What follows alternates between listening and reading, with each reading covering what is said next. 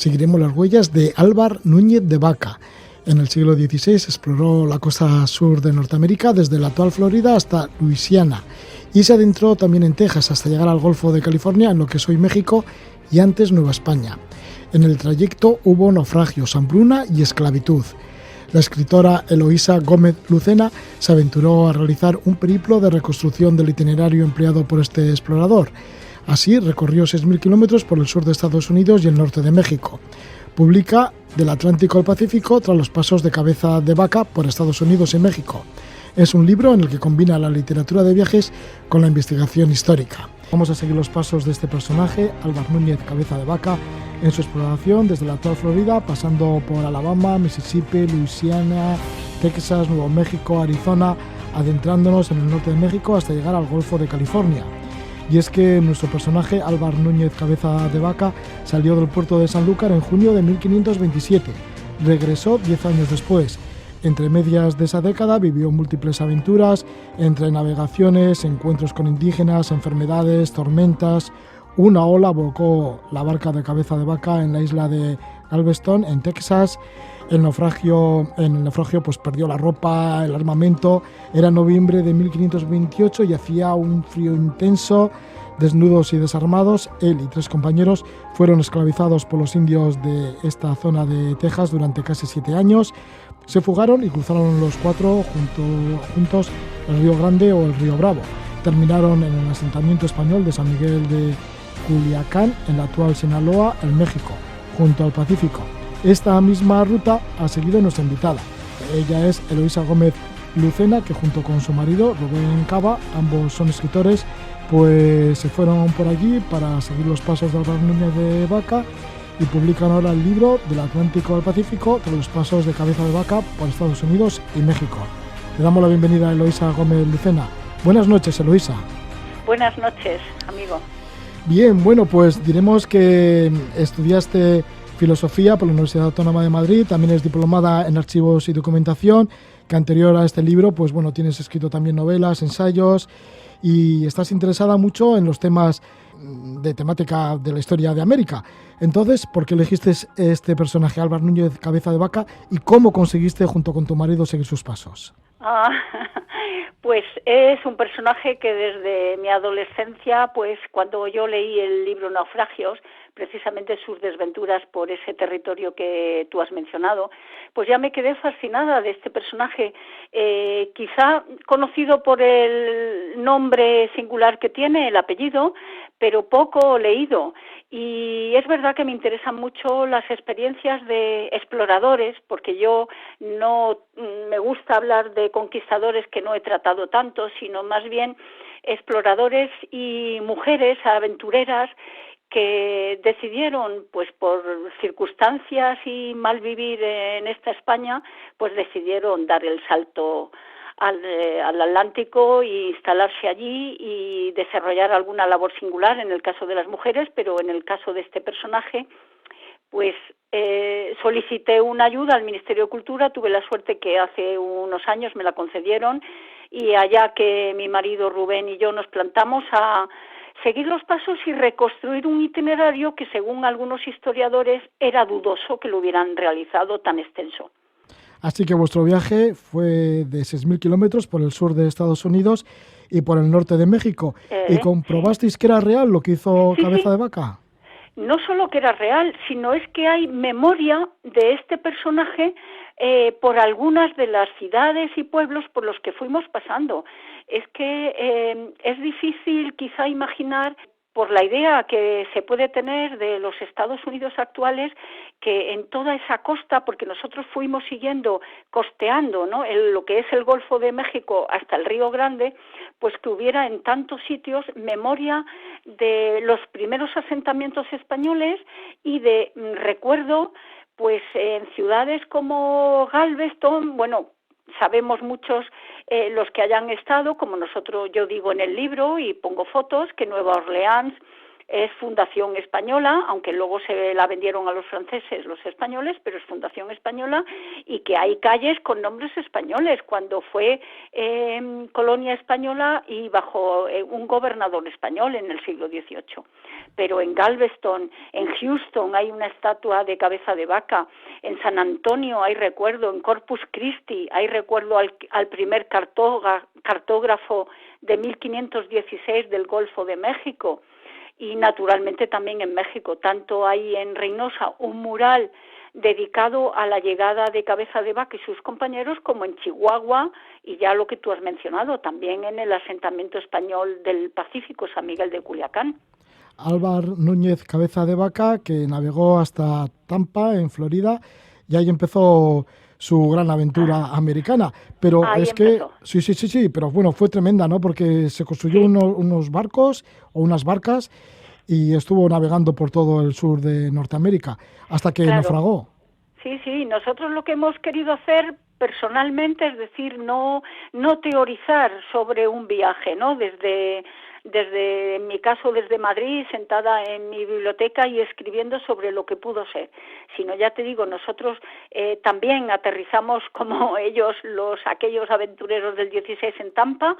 Además, ellos también hay que situar aquella aventura. Ya se había descubierto el Imperio Inca y se había descubierto el Imperio Mexica. Y algunos españoles con pocos recursos económicos, como él tenía un apellido ilustre, pero no, su familia era de un mediano pasar, incluso con dificultades económicas, se había quedado huérfano, en fin, la familia pasaba dificultades. Él quería también hacer la aventura americana, y muchos españoles, él fue en la expedición de Narváez, pensaron que tenía que haber un tercero imperio opulento, ya sabes, la leyenda del Dorado. Tanto fueron los desastres en el Río de la Plata, que se pensó que también había el tercero imperio opulento, que fue un desastre, que ni había riquezas ni civilizaciones avanzadas, y aquí la verdad es que los indios que se encuentra Cabeza de Vaca acaban de salir del Neolítico, es decir, son gente que viven en unas circunstancias muy, muy primitivas. ¿Cómo fue ese naufragio?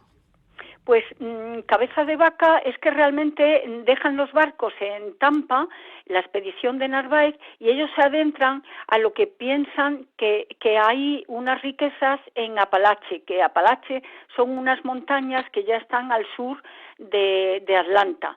Entonces hacen toda esa excursión, y cuando creen que lo que hoy día es San Mark, ahí en el Golfo, muy cerca de la capital de Tallahassee, le están esperando los españoles, pues no se encuentran con los españoles.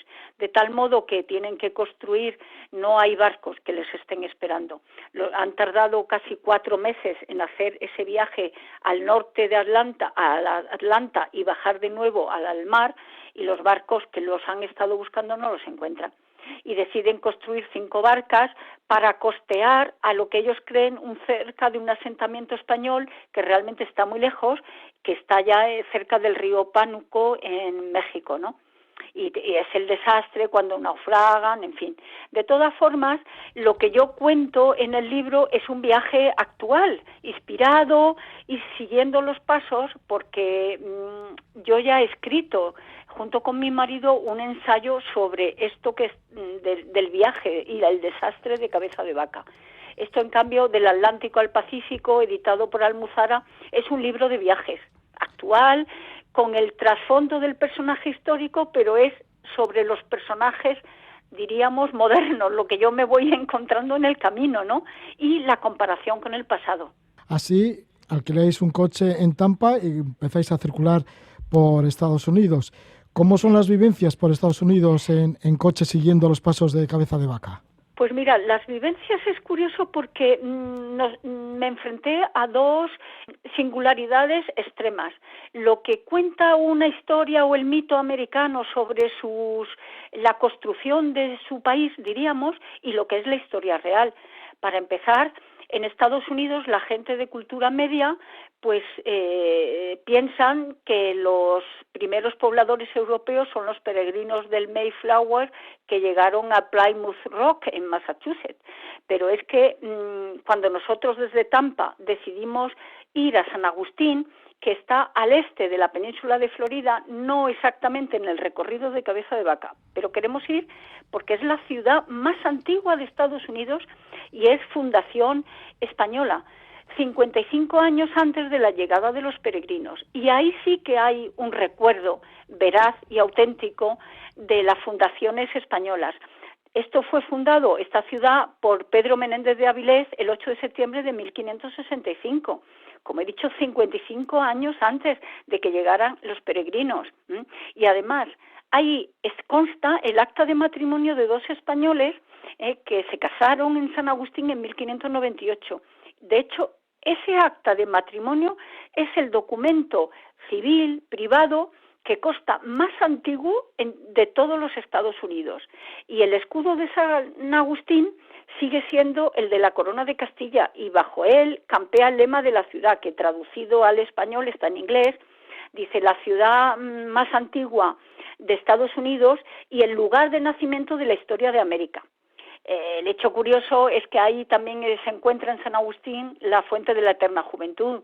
Ya sabes, y tus oyentes también, que esa fuente la estuvo buscando Ponce de León cuando era mayor, para intentar curarse de sus achaques. Ya sabes que es la fuente que convierte jóvenes a los ancianos. Nosotros, desgraciadamente, no pudimos echarnos un traguito de la fuente porque ya habían echado el candado a la cueva donde está. Así que San Agustín es la ciudad más antigua fundada en Estados Unidos. Exacto, la más antigua, a pesar de que la incultura de muchos americanos y desgraciadamente de muchos españoles a través de tantas películas americanas siguen haciéndonos creer que aquellos peregrinos fueron los primeros pobladores europeos, ¿no? Esto en la península de Florida, pero por ejemplo, ¿sí? Otra leyenda, otra historia, la de San Antonio, en donde está la misión del Álamo, también es como una especie de, bueno, de que no es verdadera su historia. ¿O la que pues se ha querido transmitir? Mira, porque es verdad, es otro mito que en San Antonio de Texas, que nosotros llegamos tras recorrer en coche de alquiler más de 3.000 kilómetros desde el comienzo, como has mencionado, en Tampa, por carreteras secundarias, en fin, también nos encontramos con lugares y pueblos muy singulares, pues ahí en lo que hoy es el Fuerte del Álamo, que ha salido en tantísimas películas, los francmasones tejanos honran en ella a los héroes de la resistencia contra el cerco del general mexicano Santana y sus tropas, que esto sucedió el 23 de febrero, unos días, 12 días exactamente, entre el 23 de febrero y el 6 de marzo de 1836. Y precisamente porque la República de Texas, que dependía de México, del estado de Coahuila, se había proclamado independiente porque no quería seguir pagando los impuestos a México y, sobre todo y fundamentalmente, claro, porque México había prohibido la esclavitud y Texas permitía la esclavitud. Y de hecho, en el Fuerte del Álamo estaban los colonos americanos con muchísimos esclavos negros.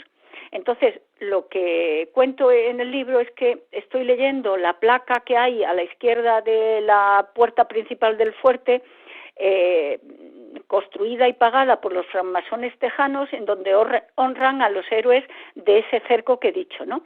Y yo, pues al leer los nombres, como había leído la historia del Álamo, pues iba añadiendo algún comentario sarcástico en voz alta, ¿no? Y decía James Bowie, ¿no? Que según el mito se enfrentó a una escuadra de soldados con su cuchillo de doble filo. Pues nada de eso, le decía yo a Rubén. Murió en su cama, paralizado por una hernia discal y además tenía tifus. Y así iba leyendo los nombres y añadíamos algún comentario en voz alta y ya los guardias, pues eso, que nos miraban recelosos, ¿no? Pues alguno debía de entender español. Pero es que hoy, como yo leí en un historiador americano, están revisando la batalla del Álamo y esa gente que está revisando esa batalla hoy día son tachados de matapatrias. Pues es que ese asedio de 12 días al fuerte mexicano, por el general mexicano, precisamente la finalidad era no solo que pagaran los impuestos, sino reducirlos para que se atuvieran a las leyes en las que se condenaba y no se permitía la esclavitud, ¿no? Pero es que varias generaciones cinéfilas, y no solo norteamericanas, porque anda que no hemos visto películas en España, se han conmovido con el patriotismo estomagante de John Wayne haciendo de Crockett en su película El Álamo, donde hacía de Juan Palomo porque la dirigió, la produjo y la interpretó.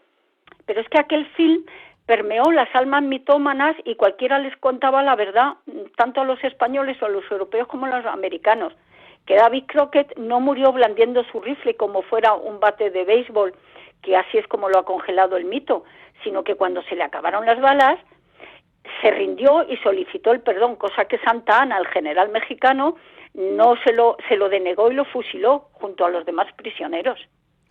Bueno, pues la historia del Álamo, la historia real o las investigaciones que habéis realizado sobre el terreno, y luego ya llegasteis por fin al México actual. Sí. Y ahí cambiasteis, dejasteis el coche de alquiler y os fuisteis en autobús. Pues ahí cogimos un autobús, sí. Y tirasteis rumbo hacia Chihuahua.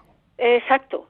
Porque ahí los amigos, el cronista de Reynosa, en el estado de Tamaulipas, y otros amigos, una médica y otros, no nos recomendaron el coche de alquiler porque había muchos secuestros express y asaltos en esa carretera que pasa muy cerca de un desierto que se llama el Bolsón de Mapimí, que es una zona poco transitada y peligrosa. Así que decidimos subirnos en un autobús que era estupendo y recorrer los 1.000 kilómetros que nos separaban del norte de México, que Chihuahua, que queríamos llegar allí porque Chihuahua es, diríamos, como el lugar de peregrinaje de cualquier mexicano, ¿no? Porque allí está la tumba del cura Miguel Hidalgo, que fue el que se levantó contra los españoles, ¿no?, en la Guerra de la Independencia. El origen de la independencia. Sí. Y también luego subisteis al tren, al famoso tren del cobre, en la Sierra maravilloso, del Cobre. maravilloso.